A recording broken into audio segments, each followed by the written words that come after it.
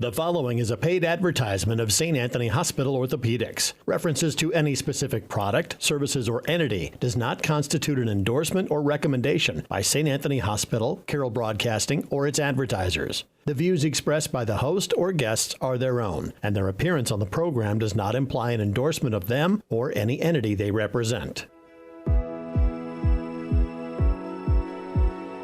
Welcome to the St. Anthony Hospital Orthopedic Show with Dr. Richard Godding. Dr. Godding specializes in joint preservation, reconstruction, and replacement surgery, and brings over 25 years of orthopedic excellence to St. Anthony Hospital and to the Carroll area. For more information about Dr. Godding, his practice, or St. Anthony Orthopedics, go to santanthonyhospital.org or make an appointment by calling 712-794-5536.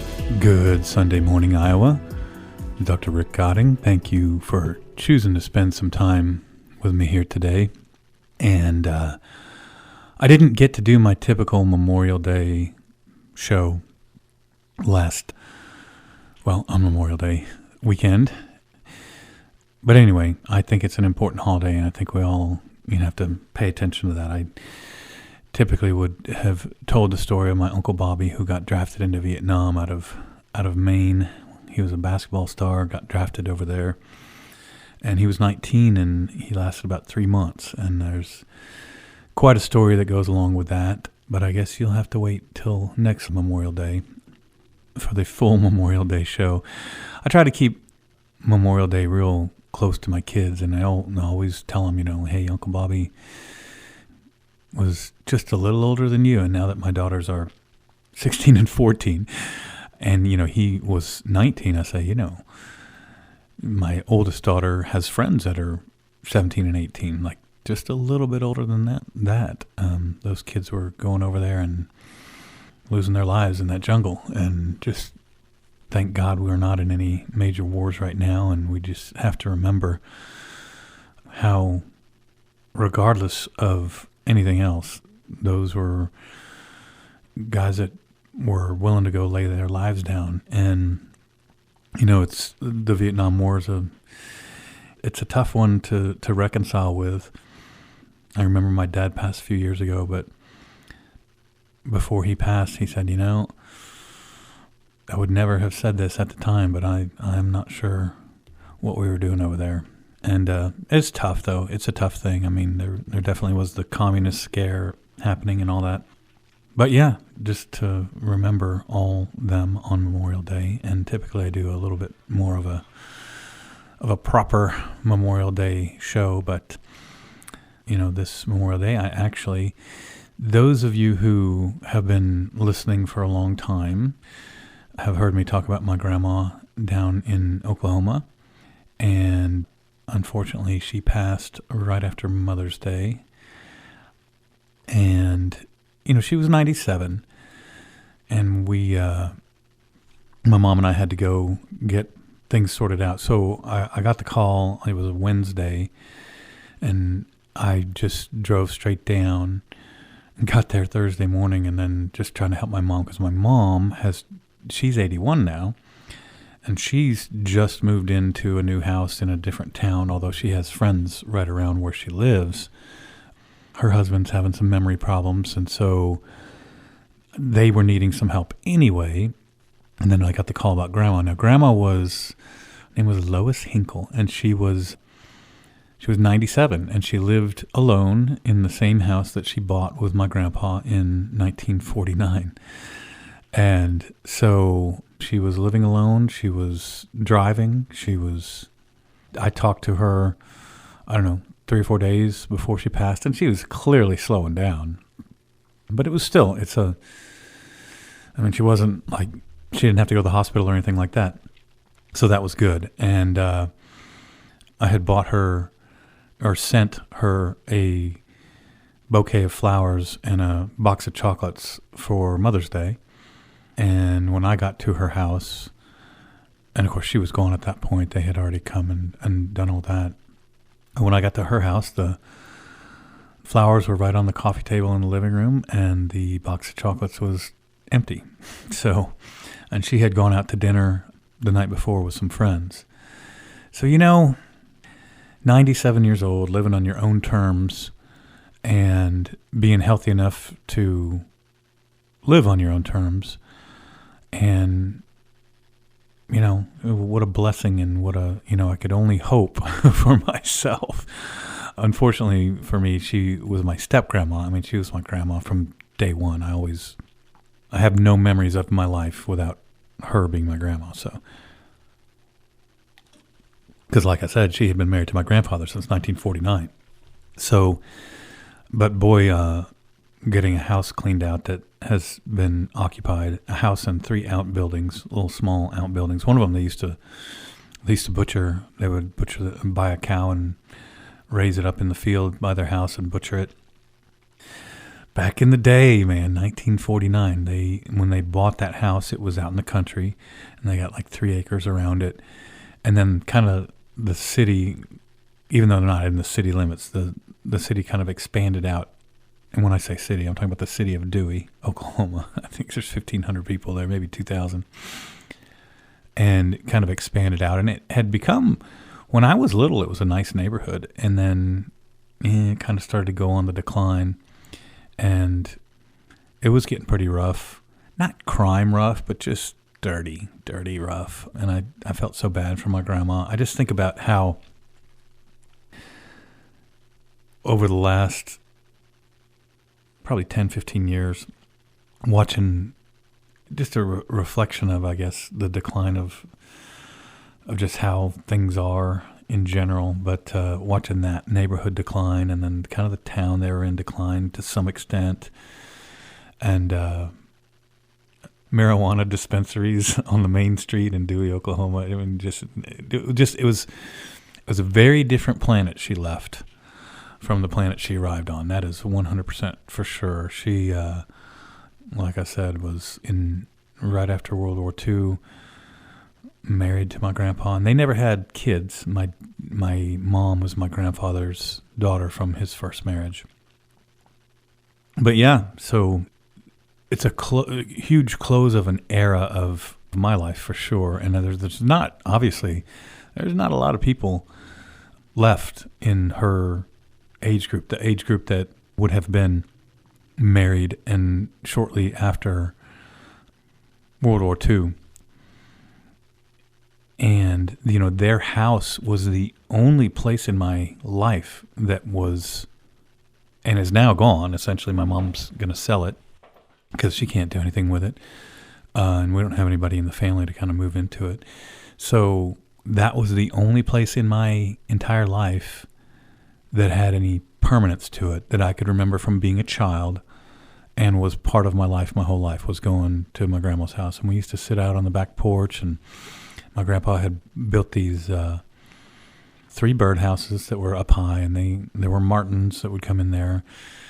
And, we'd just sit there and sip lemonade. And my brother and I would play in there was a storm / fallout shelter, because it was built in that time frame. So it was Oklahoma, so even more tornadoes than Iowa. And then on top of it, it was the 50s, so they had this storm cellar / fallout shelter, and my brother and I would go play in that when we were little. And yeah, that thing was at various times a spaceship or a tank or a battleship or all kinds of different things. So yeah, just a real kind of a super melancholy time to watch that last glimpse into that era.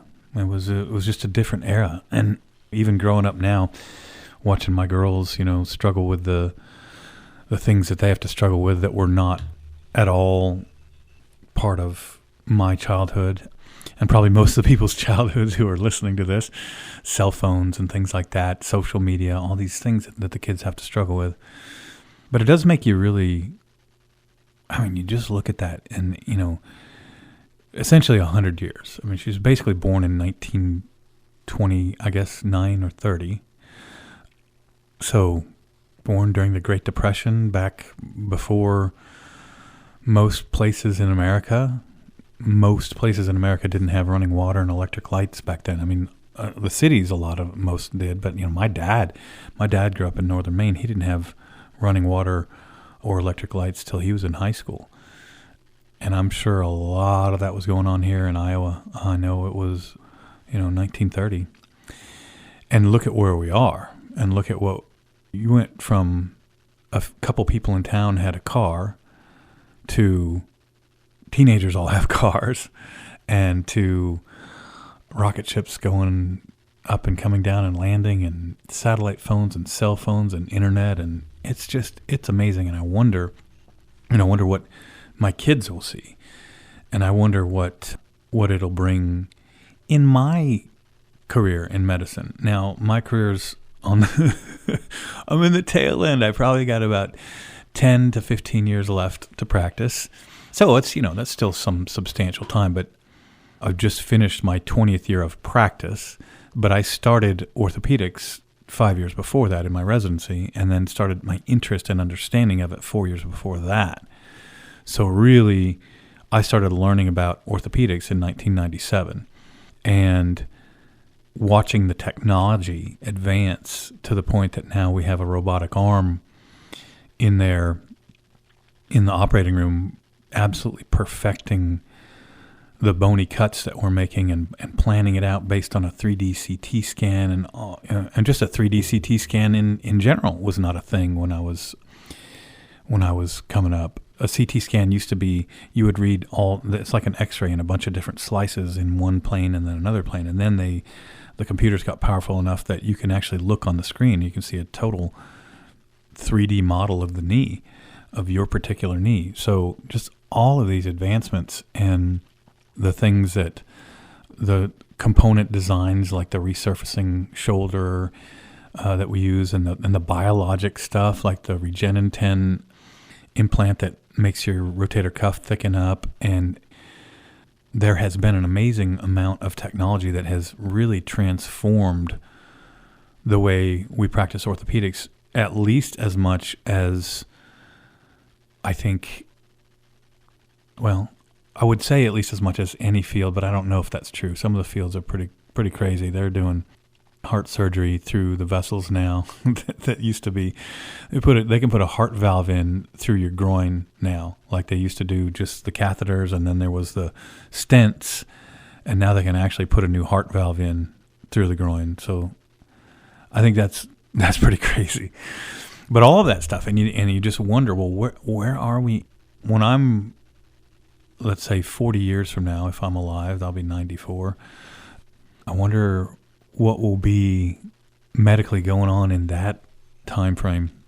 I'm not sure I'll get to see that, but orthopedic surgeons don't have the best longevity scale. It's a very stressful occupation, and that's not good. And my dad, he lived to 81, which was right about the target, right in there where the actuaries say. I think the life expectancy is 81, 82, so he was right there.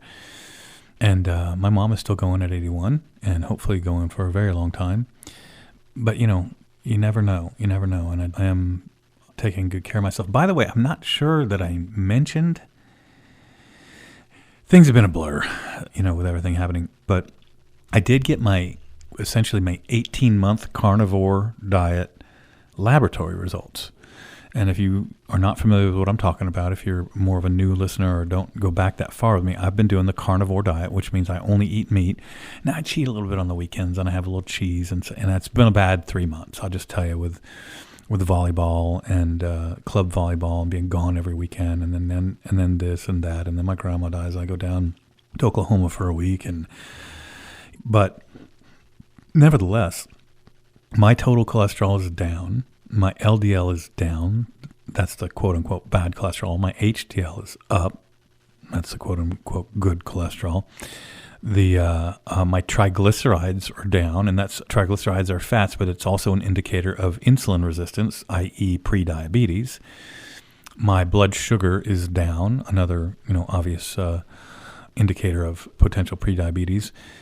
My weight, I was down over 50 pounds. It's now 40. I gained a little back, but I'm working on it. I'm back running my sprints and lifting and all that stuff, which is harder to do. The sprints is harder to do in the winter.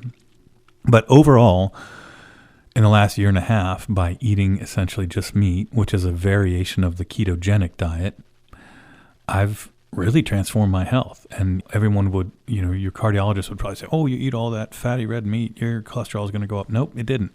It bumped at about 6 months, and then it's now down lower than it was before I started. Triglycerides, same thing. Blood sugar never really bumped, but is now down. And some people don't like meat. Some people don't want to eat that way. But my main point in sharing this kind of stuff with you is that you can transform your life at almost any age. And as a matter of fact, I'm going to have a patient come on pretty quickly here who I just scheduled for a knee replacement, who I had seen a year before. And I told her, you got to lose big weight and I will help you. And I called her a few times and then we kind of lost touch. And then she just showed up in my office. She's from down southern Iowa. She just showed up in my office. She said, Doc, I'm ready to have my knees replaced. And I just couldn't be more thrilled for her. It's exactly that thing that I talk about where I want my interaction, to, especially with the patients who are going to have a joint replacement, essentially knee replacement, because I only do shoulders and knees, but it's mostly the knee replacements that are, for whatever reason, it seems like the knee replacement patients sometimes will have more weight issues. I want my interaction with those patients to be an opportunity, and I want that surgery to be an opportunity for them to course correct their overall health. And it's the most satisfying thing in the world. I'm so happy for her. She's super happy. And sometimes I have had some patients that it rubbed the wrong way, and they actually have had some patients complain, well, why is he talking to me about my weight? I'm like, man, because I care. Because I want you to transform your health. I don't want to just put a new knee in an unhealthy body. Plus, there's a certain level of weight, the body mass index that we use, where all the literature says it's not safe to have a knee replacement. So I can't be blamed for telling you that you're too heavy to have a knee replacement if that's what the literature says, the medical studies. But anyway, so once again, thank you for spending some time with me here. And I will get that patient on pretty soon here and share that. And everybody take advantage. The weather's been good. Get outside and walk. Eat good food. Pick a diet that's going to make you healthier. That does not include cheeseburgers and french fries and sodas and all that stuff. Take an opportunity to look outside and wonder at God's creation and remember that you are part of that too. And you can make yourself healthier. I don't care how old you are. So with that, I will get back, and you have a blessed week, Iowa. This has been the St. Anthony Hospital Orthopedic Show with Dr. Richard Godding. For more information about Dr. Godding, his practice, or St. Anthony Hospital Orthopedics, go to www.santanthonyhospital.org or make an appointment by calling 712-794-5536.